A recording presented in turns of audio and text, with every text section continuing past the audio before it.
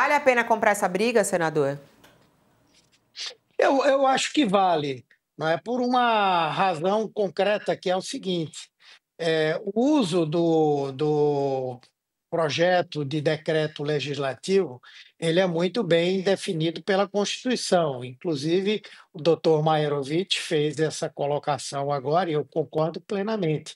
O governo não exorbitou, e o PDL só pode ser utilizado quando há uma exorbitância da função que o governo faz, enfim, que o governo exerce. Então, o governo está indo para defender as suas prerrogativas, da mesma forma que o Congresso Nacional defende as suas. O Congresso toma muitas decisões que não cabe ao governo questionar ou querer mudar, enfim. Então, cada um dentro do seu quadrado. Agora, isso significa que o governo está abrindo uma guerra contra o Congresso Nacional ou contra os presidentes das duas casas? De forma alguma.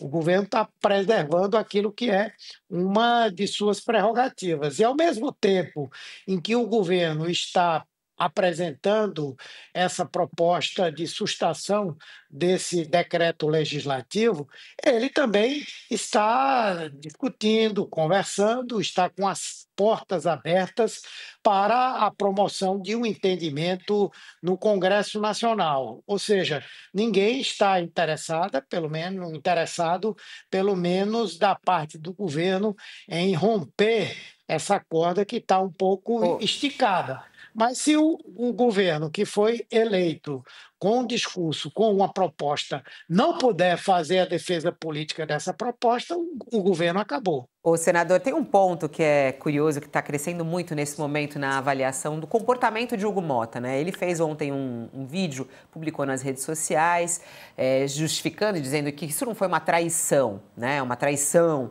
ao governo. Hoje o Haddad, na fala ali com os jornalistas, ele falou, o governo nunca falou em traição, mas isso está subindo pelas redes sociais, né? Hugo Motta traidor, né?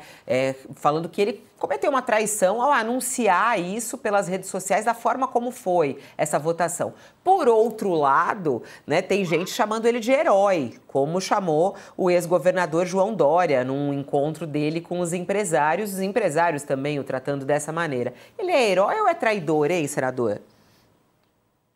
Eu acho que não é nenhuma coisa nem outra. Ele tem dado demonstrações ao longo desse período, independentemente da maneira como foi conduzida essa discussão e essa votação do decreto legislativo, de que tem, primeiro, responsabilidade com o país. Segundo, que tem boa vontade com o governo. Então, nós não podemos chamar de traidor alguém que aprovou medidas que são muito importantes para o governo. E até entendemos que ele possa ter divergência com alguma das propostas que nós mandamos, não é?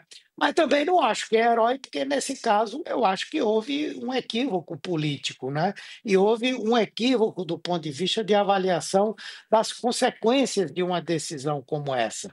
Porque, na verdade, todos nós queremos um ajuste das contas do governo. O problema é que todo mundo quer um ajuste às custas dos outros, não é? Então, a gente, se nós precisamos desse ajuste e todos entendemos que ele é necessário, a primeira coisa é que cada segmento tem que dar a sua parcela de contribuição.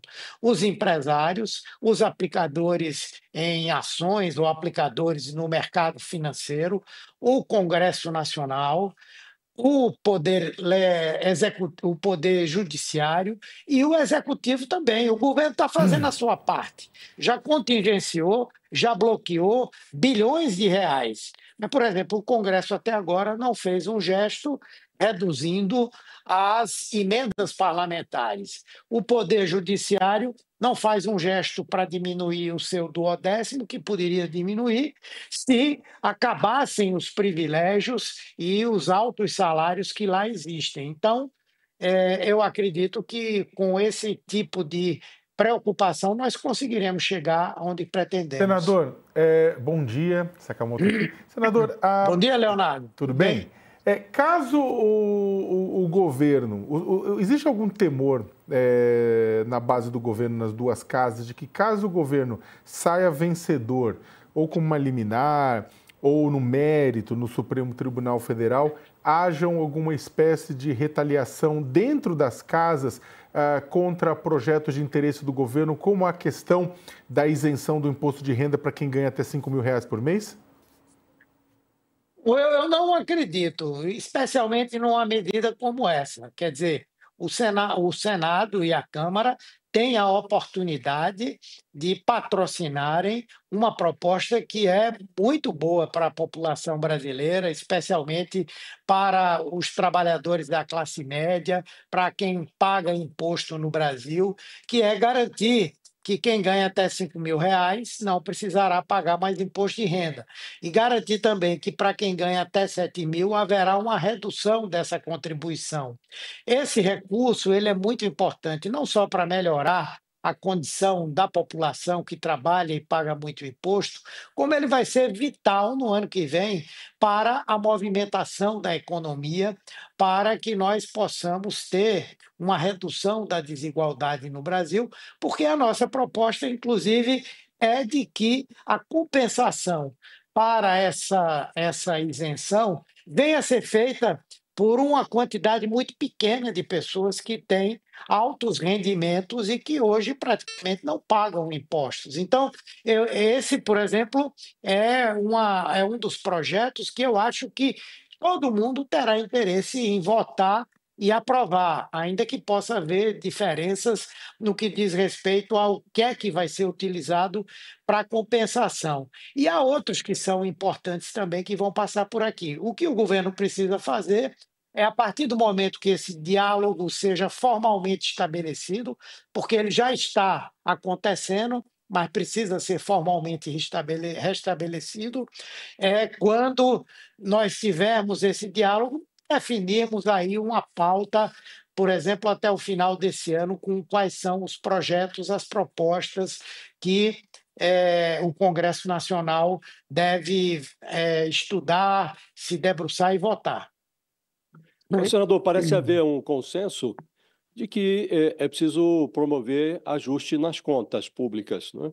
E o senhor está muito preocupado em manter esse assunto dentro dos parâmetros da normalidade, mas quer me parecer que há muito mais do que isso por trás da decisão que o Congresso tomou na semana passada. Derrubou aí o IOF, o decreto do presidente da República, com votos de gente que tem ministério no governo. Foi uma decisão humilhante que o Congresso impôs ao Lula. Não parece algo gratuito, sobretudo porque havia um pré-acordo até com Hugo Mota, Davi Alcolumbre. Não lhe parece que há mais do que um desejo técnico do Congresso de revogar algo que, em tese, foi considerado incorreto da parte do presidente Lula? Não há 2026 demais por trás disso, senador? Não há um desejo de inviabilizar o governo Lula ou prejudicá-lo em favor de uma candidatura alternativa que já está aí na praça, que aparece o nome alternativo dessa centro-direita, parece ser o governador Tarcísio de Freitas. Não lhe parece que há mais do que técnica por trás dessa decisão, senador? Sim, eu concordo plenamente com a sua análise. Há várias coisas, não é? Também não é apenas isso, mas são várias coisas. Por exemplo, existe um processo de uma ansiedade permanente dos parlamentares em relação à questão das emendas. E aí as pessoas não se lembram, por exemplo, que nós demoramos bastante para aprovar o orçamento. Depois de aprovado o orçamento, tem todo um procedimento legal que precisa ser feito para pagar as emendas. Então, havia muita insatisfação com essa questão. E aí o governo apressou esse processo, avançou na execução orçamentária. Existem questões também, como, por exemplo, uma leitura equivocada de alguns parlamentares preocupados com as ações do ministro Flávio Dino no Supremo Tribunal Federal em relação ao extinto orçamento secreto, não é? e que atribuem ao governo uma ação junto ao Flávio Dino para que ele estabeleça limites à execução orçamentária das emendas parlamentares, não é? O que também não é realidade. Depois que um presidente da República escolhe um ministro para o Supremo Tribunal Federal, ele não tem como interferir, influenciar nas decisões dessas pessoas.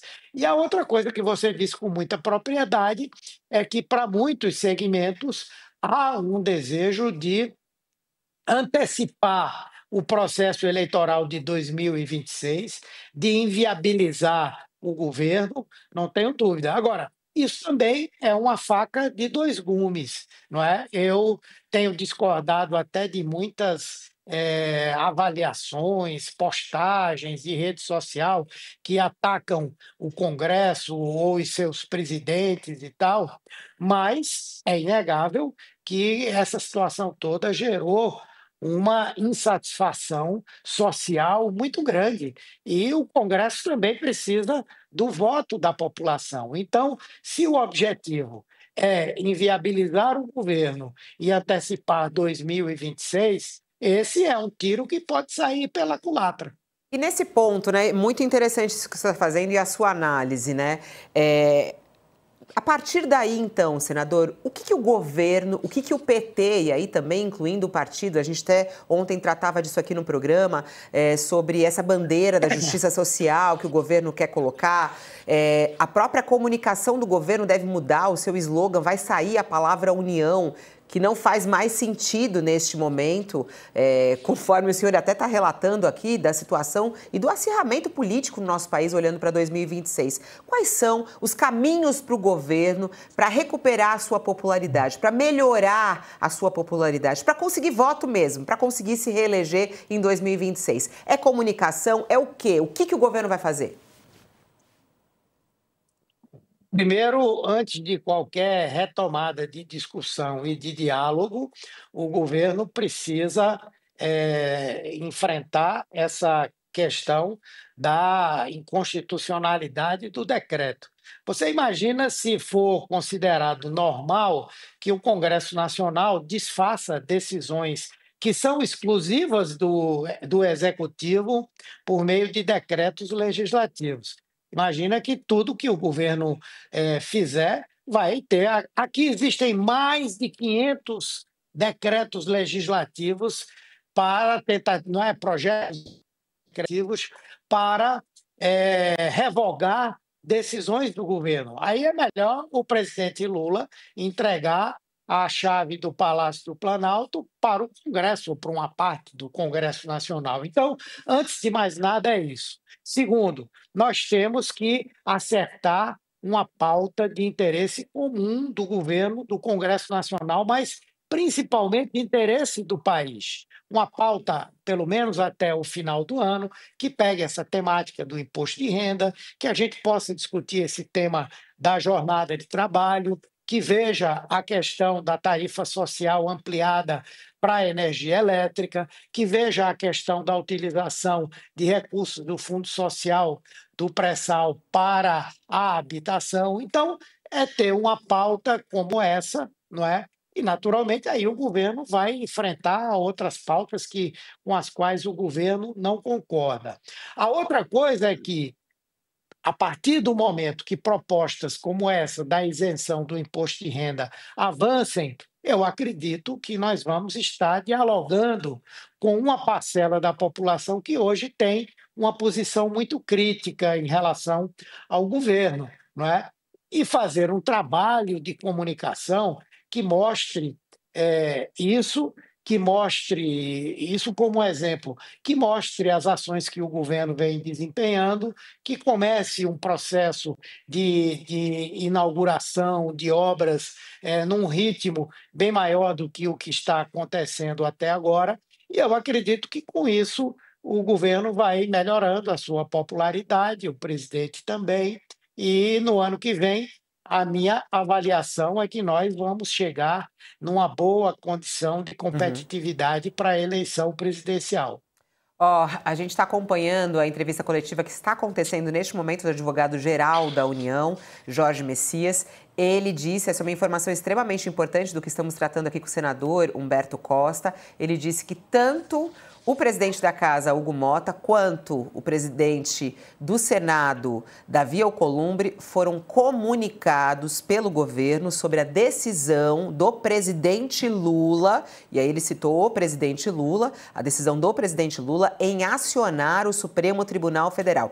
E, trazendo como justificativa, ele diz também, Jorge Messias, abre aspas, somente o Supremo Tribunal Federal tem a competência constitucional de declarar inconstitucionalidade de atos normativos. Nenhum outro poder tem. Então, nós também estamos, neste momento, preservando e buscando preservar uma atribuição que é própria do Poder Judiciário, que é a declaração de inconstitucionalidade de normas. Esse é o caminho utilizado, então, pelo governo Lula neste momento, ao acionar o Judiciário, ao acionar o Supremo Tribunal Federal por uma aprovação que aconteceu lá no Congresso Brasileiro, derrubando uma decisão do governo Lula na área econômica de aumentar o IOF. Para quem está conosco na TV, a gente vai fazer um intervalo, mas a gente segue falando sobre isso e finalizando aqui a entrevista com o senador Humberto Costa pelo YouTube. Vai para o YouTube que você encontra o UOL por lá.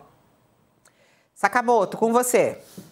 Senador, deixa eu aproveitar que o senhor está aqui e fazer puxar a sua avaliação a respeito do ato que foi realizado pelo bolsonarismo, pelo ex-presidente Jair Bolsonaro na Avenida Paulista no domingo. O ato ele teve 12 mil pessoas, né? Ele foi um ato bem menor do que em outras ocasiões. Como é que o senhor, a base do governo no Congresso Nacional avaliam esse ato que criticou o STF e também lateralmente continuou pedindo anistia? Eu considero que o fracasso do ato é um reflexo do momento político que nós estamos vivendo hoje no Brasil, né? De um lado, o ex-presidente da República e vários dos seus principais assessores envolvidos num processo de tentativa de golpe de Estado, já denunciados, já com um processo em curso e com revelações que a cada dia mostram que havia uma ação articulada para um golpe de Estado e a implantação de uma ditadura no Brasil. Lógico que isso tem um reflexo muito importante. O povo brasileiro sabe da importância da democracia para o Brasil, para o seu futuro, para a preservação de um espaço civilizatório no nosso país. Além disso, fica evidente também que, ainda que isso seja muito forte no Brasil, a maneira como a extrema-direita conduz o processo de debate das ideias, da chamada polarização, é algo que, na minha opinião, está cansando um pouco as pessoas, né? E, além do mais, existe a preocupação das lideranças da extrema-direita, uma boa parte delas, os que se auto-intitulam centro-direita também, embora sejam da extrema-direita, de que não tem futuro mais atendendo a ideia do bolsonarismo, com ou sem Bolsonaro, ser o principal guia desse segmento, né? Então, quem olha para esse ato, não só não houve grande participação popular, como lideranças importantes da extrema-direita do Brasil não estavam lá. O único governador que estava lá era o Tarcísio, não é? Que depende de vida ou morte do apoio de Bolsonaro para poder ter uma base mínima para começar uma disputa presidencial. Você vê os líderes de partidos do Centrão não estavam lá também. Então, eu acho que é também uma tentativa de alguns setores de se descolarem desse movimento da extrema-direita, que me parece não ter muito sentido para essas pessoas hoje. Ó, a Senador, gente está. Josias, só segura um pouquinho que a gente está Pois não. voltando para quem está conosco na TV.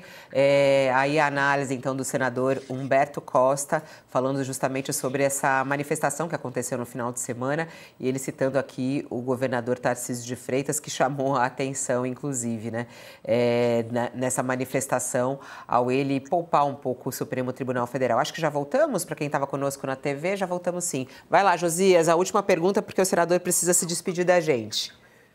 Senador, aquele fator democrático que contribuiu para a eleição do Lula em 2022, ele, com o Bolsonaro a caminho da cadeia, ele deixou de existir, né? Em 2026, ele não existirá mais. O Tarcísio de Freitas, que parece ser a opção da direita para 2026, ele disputou uma eleição em São Paulo contra o Fernando Haddad, foi uma eleição civilizada. Participou dos debates, não houve caneladas, foi uma eleição muito civilizada. Esse Tarcísio já participou, inclusive, da gestão da ex-presidente Dilma, comandou lá o DENIT na gestão da Dilma, tenta manter um relacionamento também, até onde possível, até onde enxergamos, civilizado com o governo Lula. Acha que este personagem é competitivo para 2026?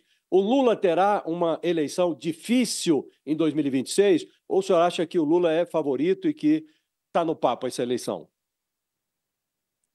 Não, eu acredito que a eleição será difícil, como a de 2022 foi uma eleição extremamente difícil, embora naquele momento nós estávamos na oposição, não é? Não é fácil desbancar um governo no seu exercício numa disputa eleitoral, não é? Mas eu acredito que nós vamos estar numa boa condição, mas não será uma eleição fácil. O Brasil hoje está muito polarizado e essa polarização também pode ensejar. Até agora eu não vejo essa nada de concreto que nos diga que essa avaliação está absolutamente correta, mas é uma possibilidade. Também o surgimento de outros candidatos com perfis diferentes, tanto de Lula quanto esse candidato da extrema-direita, que é o governador de São Paulo. Então, será, sem dúvida, uma eleição difícil, mas eu acho que nós temos amplas condições de vencermos essa eleição. Estamos passando por um momento de dificuldade. O governo, eu acho que vai fazer alguns movimentos que vão melhorar muito a nossa situação. Uma das coisas que mais nos atrapalhou foi essa questão do escândalo do INSS, onde o governo foi a força que investigou, mas terminou caindo sobre o governo também essa questão. Mas o governo, concluindo todo aquele trabalho de verificação de quem realmente autorizou os descontos ou não, já está caminhando fortemente para garantir o ressarcimento de quem foi roubado por aquele esquema que estava lá. A inflação, ela está reduzindo lentamente, mas está se reduzindo lentamente, inclusive a inflação dos alimentos também. Temos programas que acho que vão atingir uma parcela muito grande da população, especialmente de baixa renda, como a tarifa social ampliada na energia elétrica, a garantia do gás para as comunidades mais pobres. Então, eu acho que nós teremos um conjunto de coisas que vão fortalecer a razão da população brasileira reeleger o presidente Lula. Bom, eu sei que a gente tem que se despedir, mas eu só tenho uma última questão e é bem rápida essa. Quem vai ser o novo presidente do PT? Olha, eu acredito que vai ser o Edinho, né? Nós todos compomos a CNB, que é a corrente chamada Construindo o Novo Brasil, é a corrente do presidente Lula. O presidente Lula trabalhou ativamente para que nós chegássemos a uma situação de unidade. Na minha condição de presidente do PT, até a próxima semana, até agosto, que vai ser lá, que vai haver a transmissão do cargo, mas eu tenho procurado trabalhar para que não só a nossa corrente esteja unida, mas para que o PT como um todo esteja unido para que esse PED, que é o processo de eleição direta, ele seja um momento de nós esquentarmos as turbinas da nossa militância para chegarmos no ano que vem em condição de fazer uma grande disputa eleitoral.